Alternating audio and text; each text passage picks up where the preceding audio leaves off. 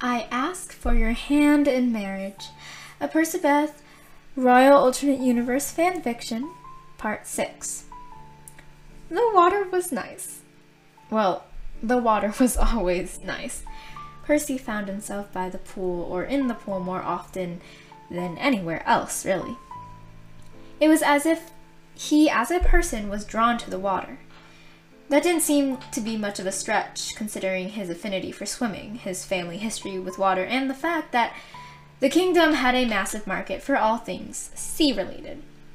It was just natural for Percy to hang out and splash around on any given day. He kicked a wave that crashed back towards him, showering him with water that cooled him down from the beating sun. That was another reason he loved being in the pool. His kingdom, Atlantis, was known for being excruciatingly hot. Percy leaned back and floated on the top of the water with his eyes closed, feeling the slight and serene movements of the water beneath him as relaxing. Where there is a pool, there is a Percy, a voice said with a low chuckle. Percy opened his eyes, smiling because he recognized the voice.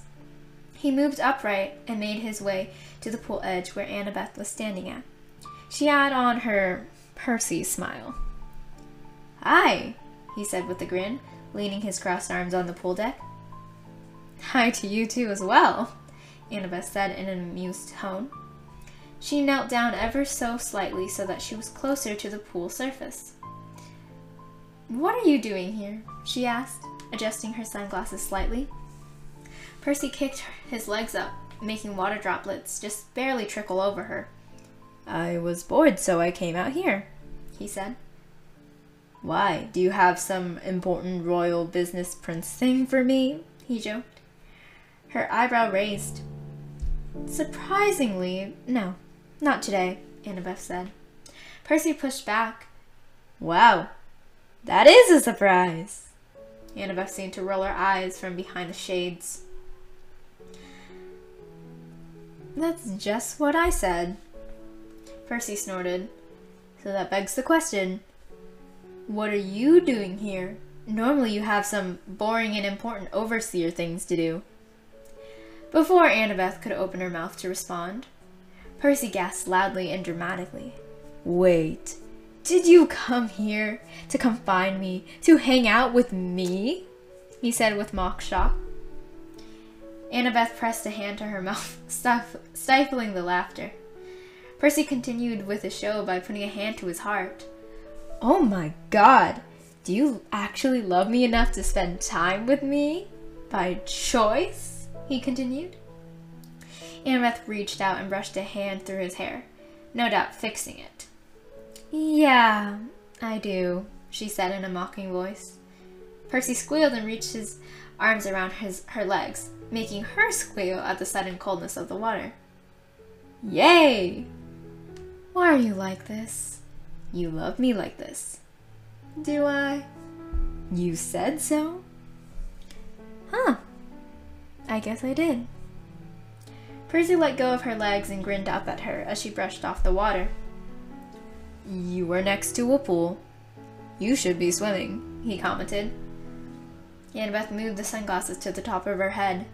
Percy's smile definitely didn't grow infinitesimally just because he could see her eyes now. That was definitely not the reason. "What are you talking about?" "I have work to do," she said seriously, moving the journal to the side table where it was certain to stay dry. "I have work to do," Percy mocked her. "You always have work to do. Whenever do you have time to swim with me?" he pouted. Annabeth laughed. "I am not dressed for swimming," she said, motioning to her clothing. "So?" Percy continued to whine, pouting his lips and making Annabeth roll her eyes. "If I just jumped in like you, I'd be soaked for the rest of the day with no time to dry off. I have actual meetings and professional work to do," she hummed. Percy sighed in defeat. "But," Annabeth said, wrapping the thin silk kimono around her waist and dipping her legs into the pool until the water was nearly up to her knees. I can spare a little bit of time for you, she finished with a mischievous grin. Kicking her legs up, she splashed small waves at Percy, who blocked them, but not without a happy smile. Yay, he said. So, how are you feeling about Calypso? Annabeth asked tentatively. She looked at him with a calculated gaze, the one that she always had on when she was monitoring someone's reaction. Percy shrugged and slowly spun around in a circle. Fine, I guess. He wasn't lying.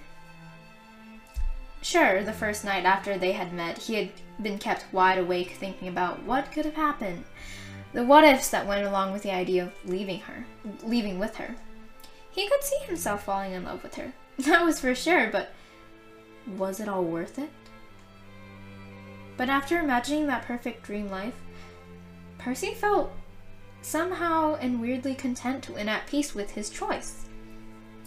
He didn't feel bitter about it. He was the crown prince after all, and more importantly, going with Calypso meant never seeing Annabeth again, and that was one condition he'd never agree to. Are you sure? Annabeth asked. Percy nodded. Yeah, I mean, the kingdom can't just have me leaving to go rule like another kingdom, you know? My mom would end me, to be honest, Percy said, laughing at the idea of his mother traveling all the way to Calypso's kingdom to scold him for a rash decision. Actually, Annabeth would probably be there if she was allowed. I'm glad you thought of that. We don't have another prince to produce an heir, Annabeth said thoughtfully. Percy blanched. He didn't like the idea of his future child being referred to as an heir. He never really liked it. That word, it seemed to box his future bundle of joy into some machinery processing. Their heir was his kid, his pride and joy. Saying heir just made it sound so emotionless. He didn't like that. One bit. Yeah, and if I went, I'd never see you again. And I just decided that wouldn't do. At all, Percy continued. Annabeth rolled her eyes and swatted him on the head. That was the deciding factor of going or not. I thought you had actually grown a brain cell. She joked with a smile and laughed. Percy dramatically leaned back, pretending to be offended. How could that not be the deciding factor? I'd totally be lost without you. If someone told me I could never see you again, I'd probably cry and then fight them to the death. And win. He explained. Annabeth rolled her eyes. You have a kingdom. That should be the only reason, she explained. Percy crossed his arms defiantly. Well, it's not. Nor is it the important reason for not going. Deal with it. He stood his ground firmly, raising an eyebrow. Annabeth stared at him with a tired but emotionless expression. Your grammar is horrendous, she said dryly. Terrifying, Percy replied, matching her tone. Annabeth huffed and ruffled his hair playfully. You'll find another princess. Don't be sad, she said with a small smile. I'm not sad, Percy pointed out. I know. Just, there is no need to be. The next princess seems to be your type, Annabeth said. Percy shrugged. He didn't really know what his type was, but Annabeth was right for most everything, so he took her word for it. Okay. It was rare when Annabeth was wrong. But lo and behold, even the impossible was possible at times. She was wrong. Like dead wrong. It wasn't like this new princess was an awful person or anything. No, it was kind of the opposite. She was super nice and cool and seemed almost like a female version of himself. Princess Piper was a bit all over the place, fun-loving and loud. The moment she stepped out of the carriage, she made Annabeth drop the formalities and easily talk to Percy as if they didn't have a chance of becoming betrothed. There was no impressing or anything. It was just friendly talking. She was great fun, of course. They ran through the woods, and even in her high heels she managed to keep up with him and barely batted an eye at her torn skirt. "Oh well," she had said, shrugging it off. Percy laughed and they continued running. "So, about this betrothal thing," Percy said awkwardly as they walked back. Piper snorted. "Yeah, about that," she said. "I'm gonna be honest. I've been seeing someone back in my kingdom, but he's not royal. So, I think that would... So no one knows. And, I think that would kind of mess with the betrothal thing a bit," Piper said bluntly. Weirdly enough, it didn't sound like much of a surprise. The way Piper spoke, the way she acted, it was clear she didn't care, but enjoyed talking to him in a platonic sense. "No, I think that would be perfectly fine if we just got married with that going on. Praised, even. Love it," Percy said sarcastically, making Piper throw her head back in laughter. "So, who's the lucky boy?" he asked with a mischievous grin. "Jason Grace. He's a soldier for the kingdom. Met him one day when I snuck out," she explained. Jason Grace. His name sounded familiar. Ah, yes, that was right. Percy had met him 1 year or so back during a training exchange. He was a nice guy, a little uptight with the rules, but fun. "Oh, I think I know him," Percy said.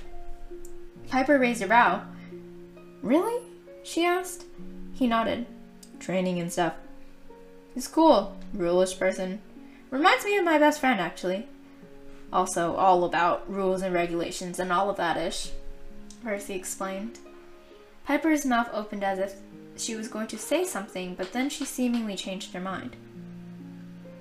"Okay, cool. Should we head back?" she asked, standing up and dragging more mud into her dress. "Race you?" "Course." When they were back at the castle, Percy and Piper were both laughing, out of breath, and total messes. The staff with Piper had a near heart attack upon seeing her, and Annabeth had a scowl on her face that meant that he was in a lot of trouble. "You are awful," Annabeth growled at him. Percy gave her a shy smile and just barely dodged the concealed hit to his side. "Sorry," he said quietly. Piper looked at him and sent him a smirk. Too bad this won't work. You're fun. Friends?" she asked before the staff was basically shoving her into the carriage. They were muttering something about her mother, dress, silk, and fury. Percy could only guess what that was supposed to mean. "Friends? Of course. Much luck with your personal life, too. See you soon?" he asked. Piper enthusiastically nodded before the door closed on her, and she was able to send one last wink at him before they headed off. Quickly, if he may add. The instant they got far ahead, there was a sharp whack on his head, and Percy cried out and turned to see Annabeth with her raised journal. "You are the most annoying and awful prince on earth," she said aspiratedly. "Sorry," Percy cried, shrinking and moving away from Annabeth and that journal of hers.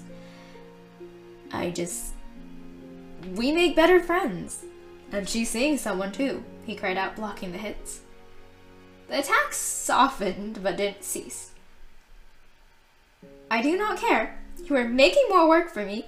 You just need to pick a nice girl," she said with a tired and petulant tone. "Or maybe, I could just not choose, like my original idea, and I'll just have you help me rule and stuff." "Problem solved," Percy pointed out. Annabeth dropped her arms and held the journal tight to her chest. She groaned up to the high heavens. With a spin, she grabbed on tight with his arm and began to drag him somewhere. "Annabeth, ow, that hurts!" Percy cried out, almost running to keep up with Annabeth's fast paces. She gave off a breathless laugh. "I'm done with today. I am so done with today. We are going to do anything that makes me less annoyed at you," she said through gritted teeth. You still love me, though? Percy asked, finally twisting his poor arm out of her vice-like grip. Annabeth shot him a dangerous glare. I'll take that as a yes, Percy grinned. Annabeth sighed and stood up, making Percy nearly trip from the shock. And, well, he was never really that good at slowing down suddenly. Unfortunately, but you, she pointed a finger at his face. Percy was hit with a sudden urge to nuzzle his face against it. Better pick a princess by the end of this month. They're all wonderful, and I know you will fall in love with one of them. For some reason, Percy felt like that statement wasn't true. He wasn't sure why, but the feeling was just there. Still, he nodded obediently and followed Annabeth to wherever she wanted to go. He was fine with being anywhere, so long as Annabeth was there too.